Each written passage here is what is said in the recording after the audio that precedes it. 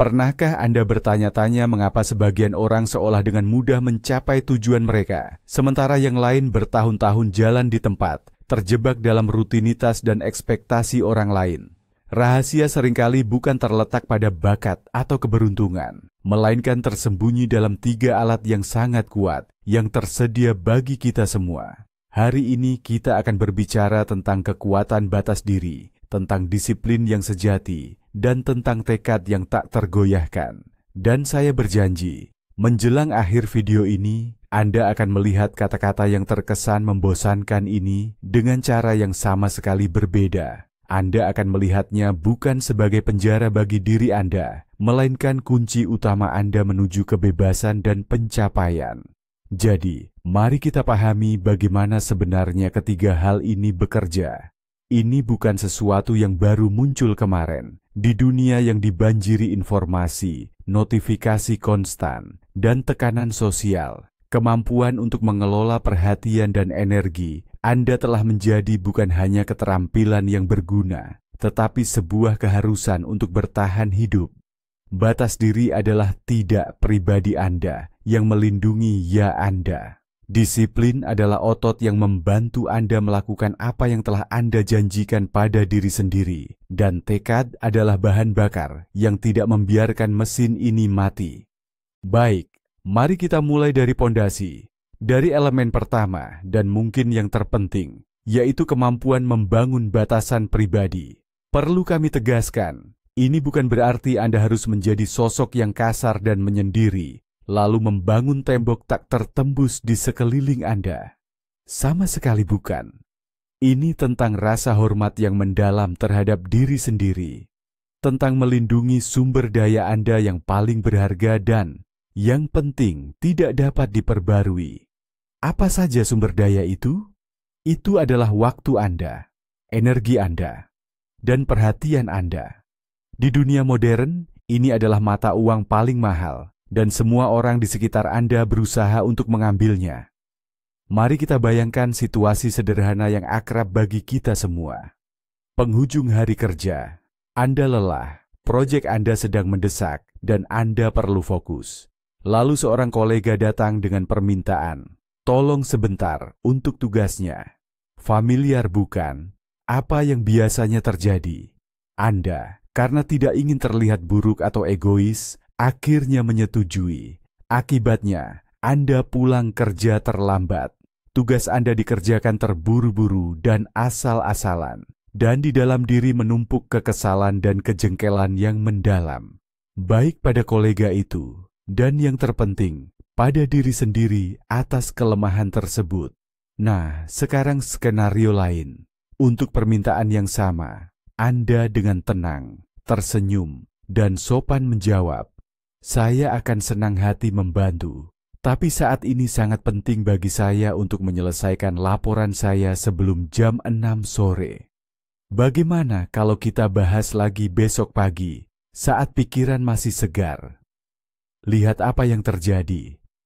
Anda tidak menyinggung orang itu. Anda tidak menolak bantuan selamanya. Anda hanya menyatakan prioritas Anda saat ini dengan jujur dan lugas. Anda menunjukkan bahwa Anda menghargai waktu dan komitmen Anda.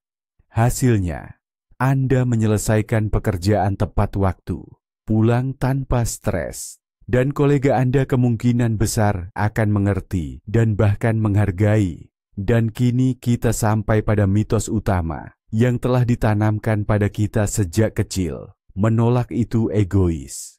Namun ini adalah kesalahpahaman yang berbahaya.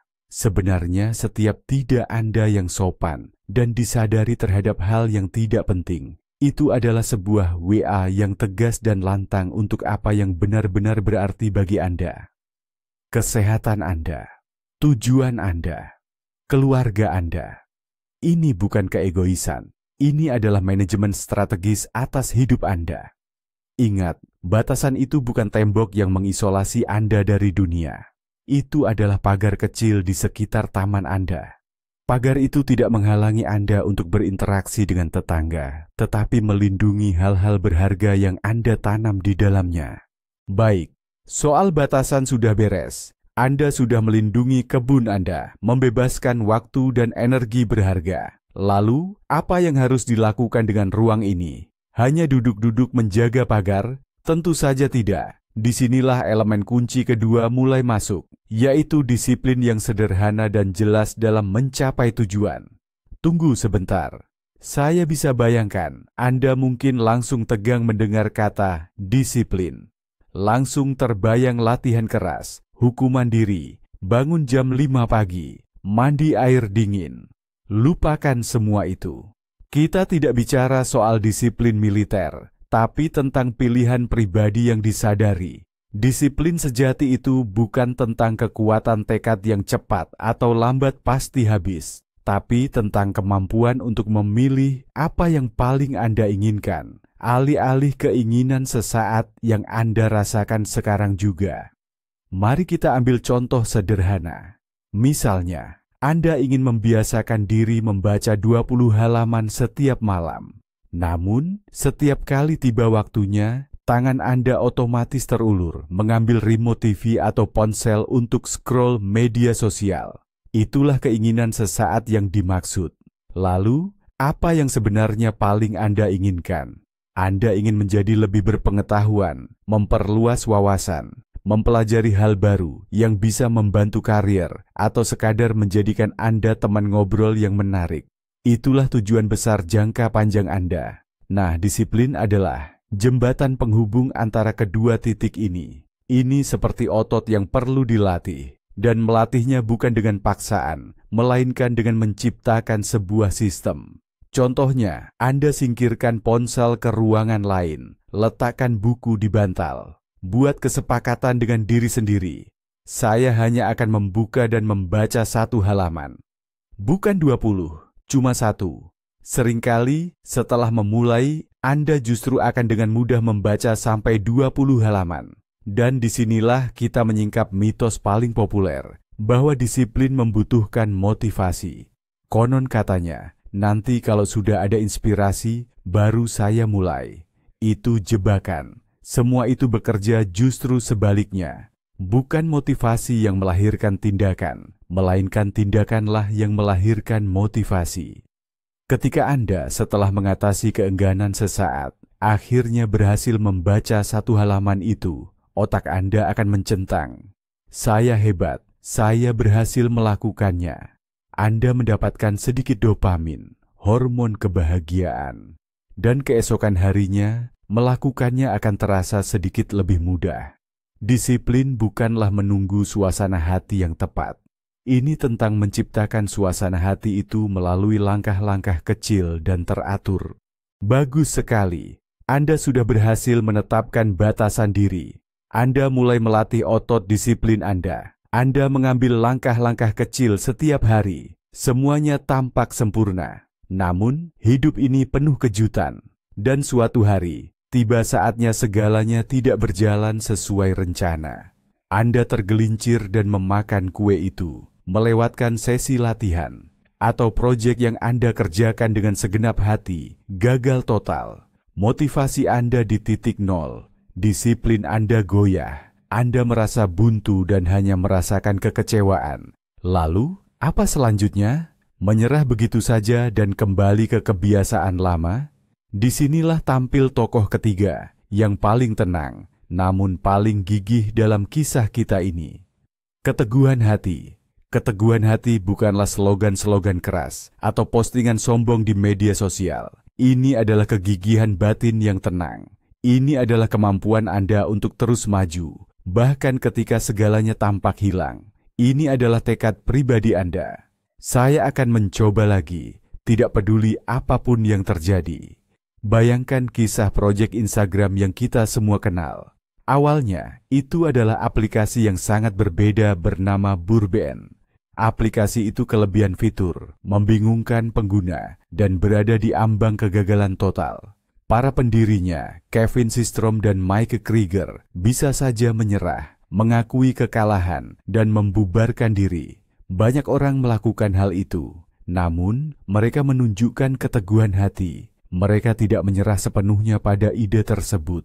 Sebaliknya, mereka duduk dan menganalisis Fitur tunggal apa di aplikasi mereka yang gagal itu yang benar-benar disukai orang? Dan fitur itu adalah filter foto. Kemudian mereka mengambil keputusan yang sulit namun berani, membuang semua yang lain dan hanya berfokus pada foto. Begitulah Instagram lahir. Keteguhan hati mereka untuk tidak menyerah, melainkan beradaptasi, mengubah kegagalan menjadi kesuksesan yang gemilang. Dan inilah inti pemikirannya. Keteguhan hati bukanlah bakat bawaan bagi orang-orang terpilih.